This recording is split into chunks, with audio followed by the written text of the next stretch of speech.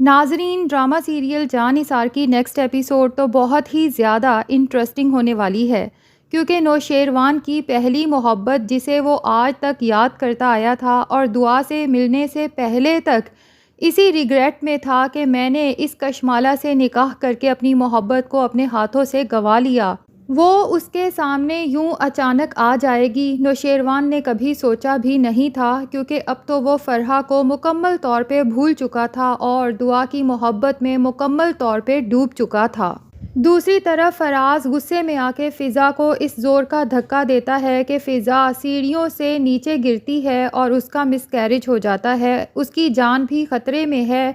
فضا کو emergency hospital تو لے جایا جاتا ہے، لیکن ڈاکٹرز کہتے ہیں کہ فضا بہت کرٹیکل سچویشن میں ہے، اور آخر کار اس اسلم کو بھی احساس ہو جاتا ہے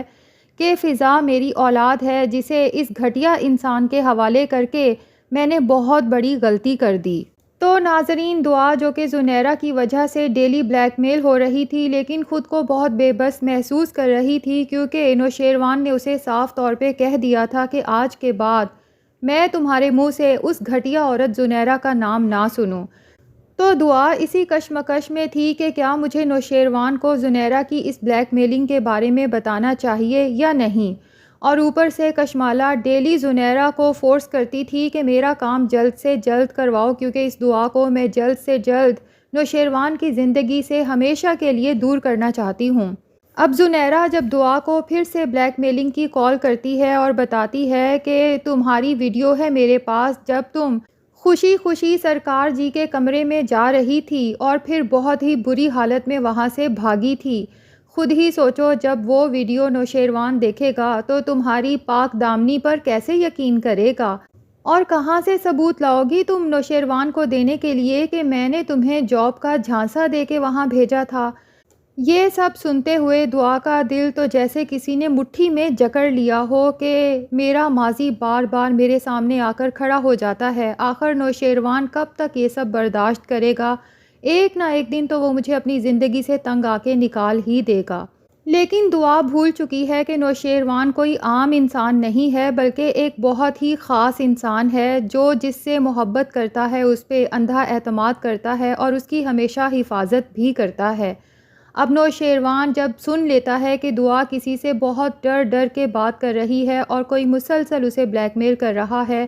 تو آگے بڑھ کے چپ کر کے موبائل لے کے اپنے کان سے لگاتا ہے، اور زنیرہ کی بکواس سن کے اسے شدید غصہ آتا ہے۔ لیکن کال بند ہونے کے بعد دعا تو بہت ڈری سہمی سامنے کھڑی نوشیروان سے کہتی ہے کہ میں آپ کو بتانے ہی والی تھی، کیونکہ دعا کو لگتا ہے کہ اب نوشیروان شاید میری انسلٹ کرے گا، لیکن نوشیروان بہت محبت سے دعا کو دیکھ کر کہتا ہے کہ تم پریشان مت ہو، جب تک میں تمہارے ساتھ ہوں تمہیں کسی سے ڈرنے کی کوئی ضرورت نہیں ہے۔ اور پھر دعا سے کہتا ہے کہ مجھے کچھ ضروری کام ہے، میں ابھی آتا ہوں۔ دعا تو حیران رہ جاتی ہے کہ یہ کیسا مرد ہے جس نے مجھ سے کوئی سوال جواب بھی نہیں کیا اور مجھے ہی ڈھارس دے رہا ہے کہ تم پریشان مت ہو، کیونکہ دعا کے ذہن میں تو مرد کا کانسیپٹ بہت ہی برا بنا ہے، پہلے اس کے فادر کی وجہ سے جو بات بے بات اپنی بیٹیوں کو اپنی بیوی کو گندی گالیاں دیتا رہتا تھا، اور پھر فراز جس نے محبت کا جھانسا دے کے دعا کی زندگی برباد کر دی۔ بہرحال جی، نوشیروان غزنوی جعفر کو اور اپنے گارڈز کو لے کے فوراً پہنچ جاتا ہے زنیرہ کے بنگلے پر۔ سب سے پہلے تو اس سے وہ ویڈیو لیتا ہے جس کی وجہ سے وہ مسلسل دعا کو بلیک میل کر رہی تھی، اور پھر اسے صرف 2 دن کی مہلت دیتا ہے کہ 2 دن کے بعد اگر تم مجھے اس شہر میں نظر آئی تو پھر تم اس دنیا میں ہی نظر نہیں آؤ گی۔ دوسری طرف کشمالہ جو بہت بڑی رقم زنیرہ کو دے چکی ہے لیکن ابھی تک اسے اپنا کام ہوتا نظر نہیں آ رہا، تو وہ پھر سے ایک دفعہ زنیرہ کو کال کر کے دھمکی دیتی ہے کہ میرے ساتھ دھوکے بازی تمہیں بہت مہنگی پڑ سکتی ہے۔ تو زنیرہ اسے بتا دیتی ہے کہ غزنوی کو سب کچھ پتہ چل چکا ہے اور اس نے مجھے 2 دن کی مہلت دی ہے شہر چھوڑ کے جانے کی۔ کشمالہ کہتی ہے کہ میرا کام کیے بغیر تم اس شہر سے نہیں جا سکتی، بھولو مت کہ میں نے تمہیں ایڈوانس میں بہت بڑی رقم دی ہوئی ہے۔ تو دوسری طرف بھی زنیرہ ہے جو کشمالہ سے بھی بڑی ڈھیٹ عورت ہے، وہ کشمالہ کو صاف طور پہ کہتی ہے کہ میری بات کان کھول کے سن لو کہ ابھی تک تو غزنوی کو صرف یہی پتہ ہے کہ میں دعا کو بلیک میل کر رہی تھی اور اس نے مجھے شہر چھوڑ کے جانے کا کہا ہے،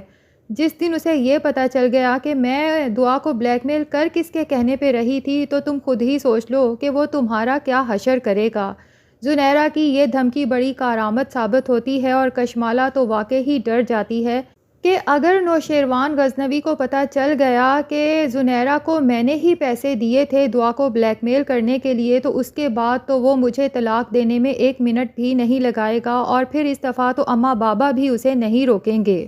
کشمالہ زنیرہ کی منتیں کرتی ہے کہ پلیز میرا نام کبھی بھی سامنے نہیں آنا چاہیے، اور زنیرہ بھی سوچ لیتی ہے کہ ایک دفعہ شہر سے جا کے اپنا کسی اچھے ٹھکانے پہ بندوبست کر لوں، اس کے بعد اس کشمالہ کو تو اسی کے ویک پوائنٹ سے خوب لوٹ سکتی ہوں۔ تو کشمالہ کو تو پتہ ہی نہیں کہ زنیرہ سے رابطہ کر کے وہ خود ہی اپنے پاؤں پر کلہاڑی مار چکی ہے۔ دوسری طرف غزنوی دعا کو جا کے بتاتا ہے کہ آج کے بعد نہ تو تمہیں کوئی بلیک میل کرے گا اور نہ ہی تمہیں خوف زدہ ہو کے زندگی گزارنے کی ضرورت ہے۔ میں اپنی محبت کو صرف خوش دیکھنا چاہتا ہوں۔ دعا غزنوی سے کہتی ہے کہ میں ڈر گئی تھی کہ پتہ نہیں میں آپ کو بتاؤں گی تو آپ کس طرح سے ریئیکٹ کریں گے۔ تو نوشیروان غزنوی کہتا ہے کہ ڈرنے کی آخر کیا وجہ ہے، تمہیں ابھی تک مجھ پر اتنا بھی اعتبار نہیں آیا، اور دعا کو یقین دلاتا ہے کہ دعا ہمارا ساتھ زندگی بھر کا ہے،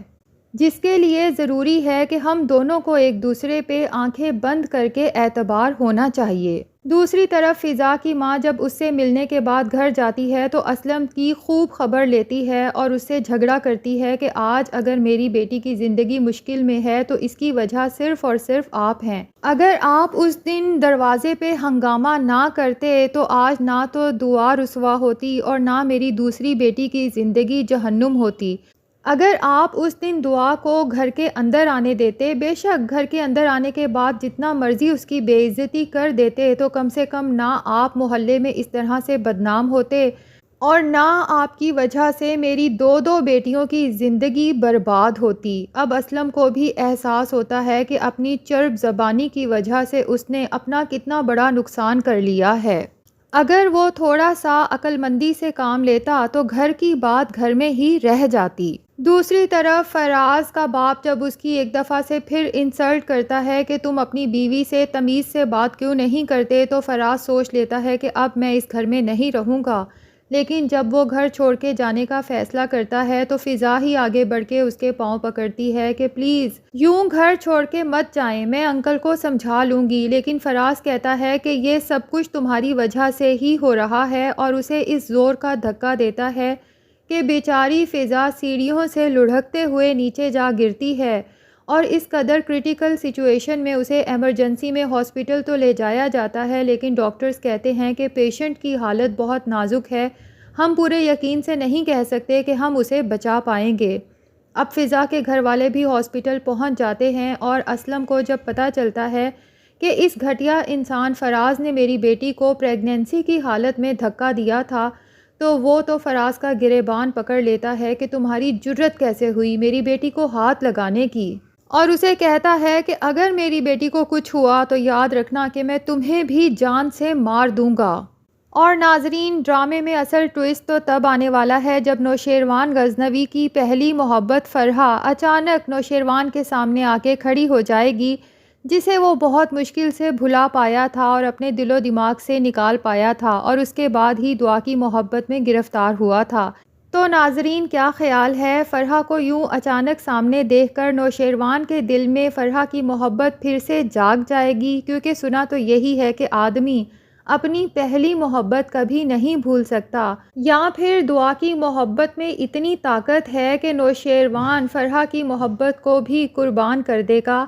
آپ کا اس کے بارے میں کیا خیال ہے؟ کمنٹ سیکشن میں ضرور بتائیں، اور اگر ہمارے چینل پہ نئے ہیں تو پلیز چینل کو بھی سبسکرائب کر لیں۔